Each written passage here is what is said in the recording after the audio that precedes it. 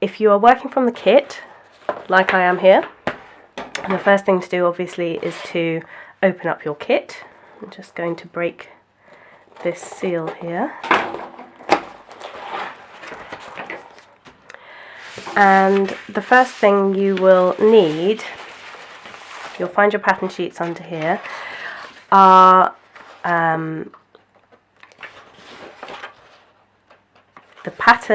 the template sheets. There's one for the body and one for the clothes. You need both of those for this first step. And you also need, from inside this little package of goodies,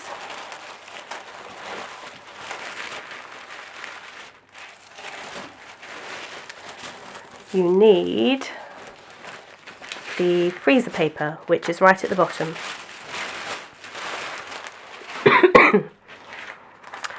Now, freezer paper is this nifty kind of, it was originally used for wrapping food in the freezer, but it's more commonly used for making templates by quilters and sewers and people like us. So it's got one shiny side, I don't know if you can see, that's all shiny, and one matte side. The shiny side is basically coated with a little bit of plastic, and the idea with this is that you can temporarily stick it to whatever fabric you're working with, and it will hold in place, and then you can peel it off without leaving any residue. The way it sticks is that the plastic film will kind of melt when you press it with the iron, and it will melt onto the fabric and bond the two together so that you can use them together while you're making your templates. So it's quite see-through, as you can hopefully see on this video. You can see the templates through it, and the fold, it should just about be enough, we hope, to fit one side of the fold over the body pieces and the other side over the clothing pieces. So you can work on the piece as a whole, or I'm just going to cut it in half because it's easier to manage that way. So I'm just going to take my craft scissors, craft or paper scissors, just general craft scissors. Do not use your fabric scissors for paper because you'll blunt them. Just a note, I am going to be literally teaching you things from the very beginning. There are lots of things you'll probably already know, so feel free to skip bits or ignore me. I don't mean to be patronising, but I just figure if I go over everything, then we're fine. Even if you're a complete beginner, then you're covered, and you can ignore the bits you don't need.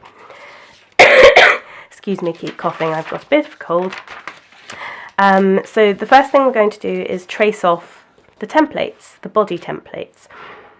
You can do this just by holding the freezer paper. It needs to be face down, so the shiny side down, and you're drawing on the matte papery side.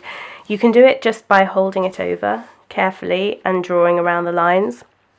But what I'm going to do is, and what will really help you if you've got any to hand, is to use a little bit of washi tape just to stick it down. Masking tape will work as well. It's basically anything that's got a low tack. So one that's not very sticky and you can peel on and off your paper without ripping your paper.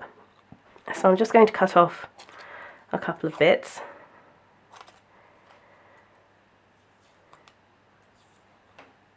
Three bits to be precise.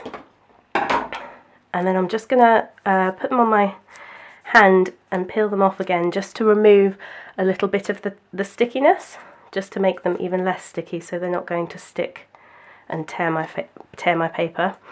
And then you can line up your paper over the template, your freezer paper over the templates, and just stick the washi tape in a few different places to hold the two pieces together. That way you can trace and move your fabric, move your paper all over the place, and you don't need to worry about it moving, or you jogging your templates. I've said to allow about 30 minutes, half an hour for this part, for tracing the patterns. That seems like a long time, but basically this is quite a small fiddly project, and the templates need to be as precise as possible. They are your bones of your project, so the more time you spend getting this bit right, the better your project is going to end up. So it really is worth spending the extra time on it. Just a couple of notes on tracing templates. I've got a sharp pencil so that my templates are going to be as neat as possible. Another thing to do is try and do your tracing in little kind of feathery movements. If you try and do a complete curve all in one go, it can be really difficult and you'll kind of career off.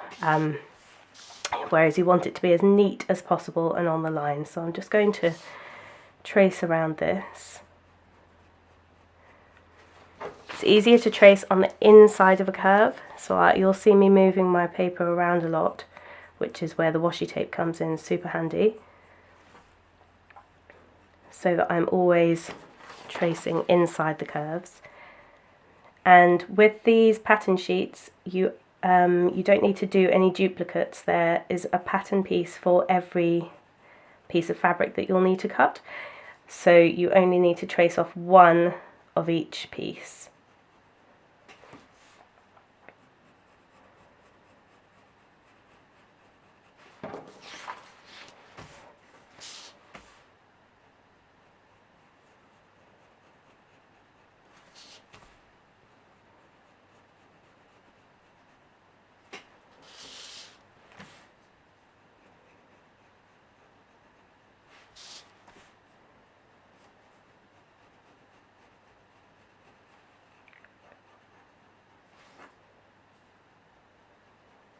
Right, now, as well as the outlines, you also need to do to transfer any marks that there are on the pattern. So there's a couple of ear marks here, and an eye, and the mouth. I think that's all from this one. You don't need to transfer the writing, but if you want to remind yourself of which piece it is, then you can. So right, front, body, and then it's in cream felt, or whichever colour felt you're using. All of the patterns are slightly different for the different characters, but this process is the same. So whether you're doing the first character or the second or the third, this process is all the same, even though the shapes might be slightly different. So if you're using a different colour felt for your character, just do whichever it says on the pattern. Okay, so I've traced off all of the pattern pieces, and you'll notice that I haven't drawn in this bottom hem of each dress piece. You can, if you don't have pinking shears are the sharp fabric scissors with the zigzags on the end, which stop things fraying. We're cutting felt, so we don't need to worry about fraying, but in this instance they're going to give a raggedy appearance to the bottom of the dress. You can either draw out the template exactly like you have all the others and just trace the zigzags and cut them with your embroidery scissors when you come to cut the felt. But if you've got some pinking shears to hand, then you could use scallop edge scissors or anything. Then you can save yourself having to draw and cut all those little zigzags by just drawing the hem along the bottom line of those zigzags for each of the dresses, and cutting along those lines. That one I haven't done a very good job of, actually. Let's just make that a little bit wider. That's because I'm rushing. Cut along the straight line, and then when you come to cut the felt, you cut it out normally with scissors, and then you go along the baseline with your pinking shears. So that's just a bit of a shortcut.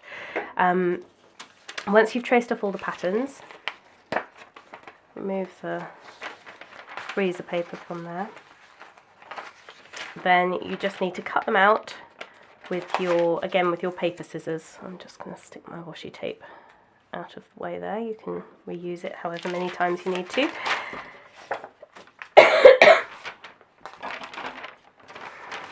And when you're cutting the templates, I'm going to show you with one of the more fiddly ones actually, I think. When you're cutting the templates, I find it easier to kind of rough cut them first, just so you're not dealing with a huge enormous piece of paper all in one go. So you cut out kind of whichever one you're wanting to work with at the time. And then my best tip for really neat cutting is to turn your paper around a curve and not turn the scissors. And that way you get a really smooth curve. So you're cutting on the line. Any bit that's around like the small skinny bits like these feet and hands, if in doubt, cut slightly outside of the line. You don't want it to be any skinnier than it already is. It can afford to be a little bit thicker if you can't stay exactly on the line, but you don't want it to be too far away. So again, once you come to a curve, you're just turning the paper rather than the scissors, and you'll get a really nice smooth line.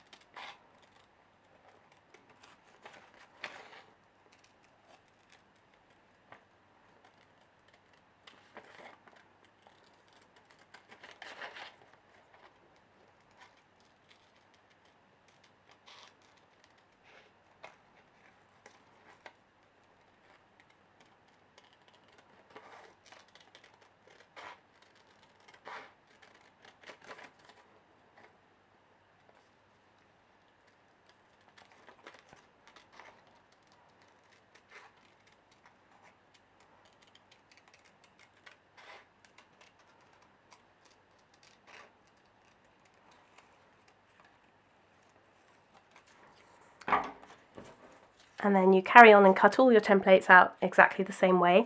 With the transfer marks for the ears and the mouth and the eye, what I personally like to do is to just cut a little slit where those ear marks are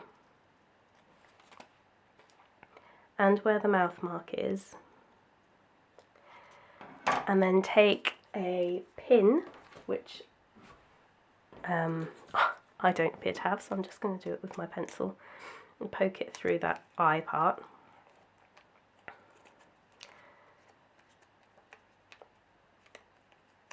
Before you iron on the pieces.